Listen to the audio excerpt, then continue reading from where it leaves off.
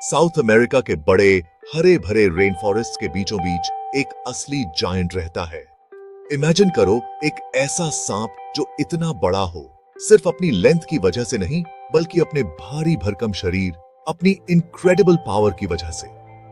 ये है एनाकोंडा, एक ऐसा नाम जो घनी झाड़ियों और धीरे बहने वाली नदियों के किनारे मिस्ट्री और ताकत की फुसफुसाहट करता है। ये कोई मिथ वाले जीव नहीं है, बल्कि पानी के रास्तों के लिविंग ब्रीदिंग टाइटन्स हैं, जो अपने एक्वाटिक दुनिया के लिए परफेक्टली अडेप्टेड हैं। सदियों से इन्होंने इंसानों की इमेजिनेशन को कैप्चर किया है, जिससे डर और हैरानी दोनों पैदा हुए हैं। उनकी प्रेजेंस उन इकोसिस्टम्स को बनाती है जहां वो रहते हैं, जंगल की छुपी गहराइयों के एक साइलेंट वॉचफुल राजा की तरह। चलो अब हम इन मैग्निफिसेंट रेप्टाइल्स को समझने के लिए एक जर्नी पर निकलते हैं। एनाकोंडा शब्द सबसे फेमसली ग्रीन एनाकोंडा के लिए यूज होता है। ये वो स्पीसीज है जिसने पूरी दुनिया की इमेजिनेशन को कैप्चर किया है, अपने बड़े साइज और लेजेंडरी स्टेटस के लिए मशहूर। वेट के हिसाब से ये दुनिया का सबसे बड़ा सांप है।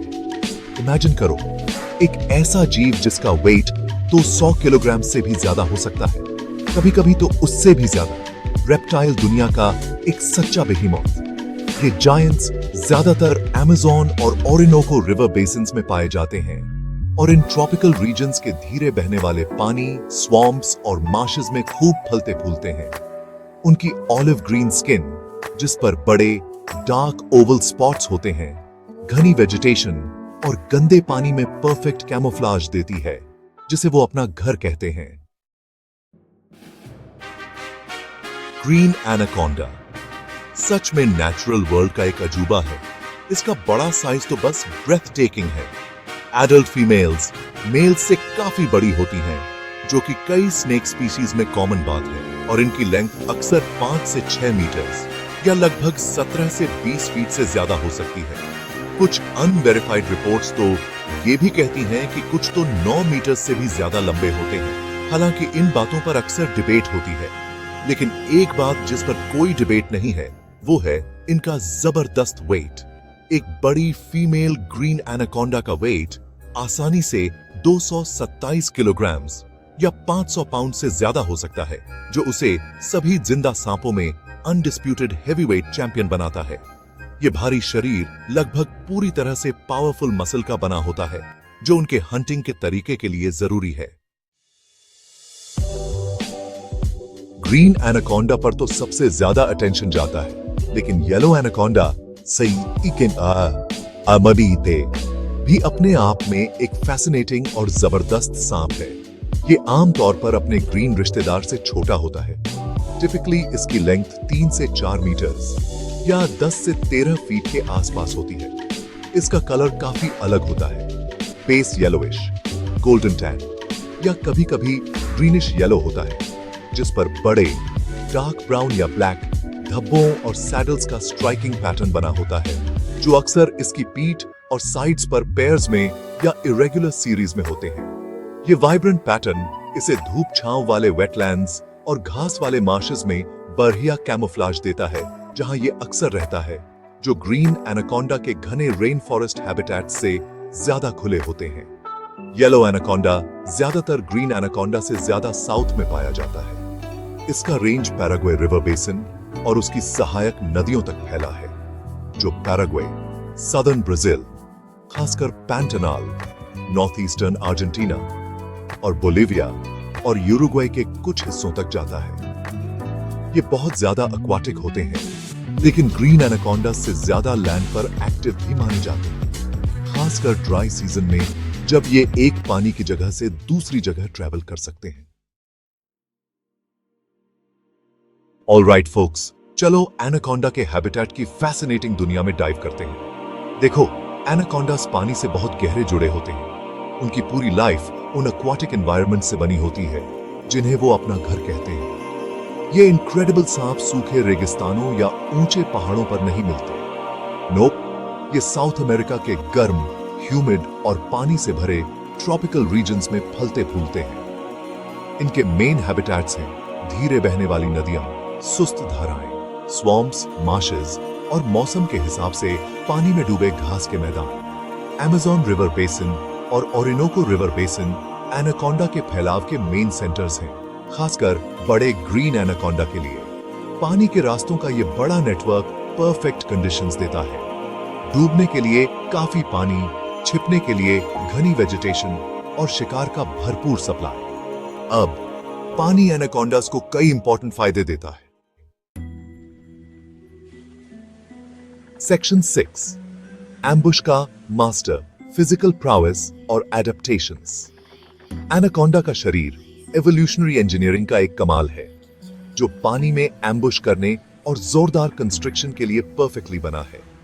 उनकी सबसे खास फिजिकल कैरेक्टरिस्टिक है, जाहिर है, उनका बड़ा साइज और मस्कुलर बॉडी, खासकर ग्रीन एनाकोंडा में।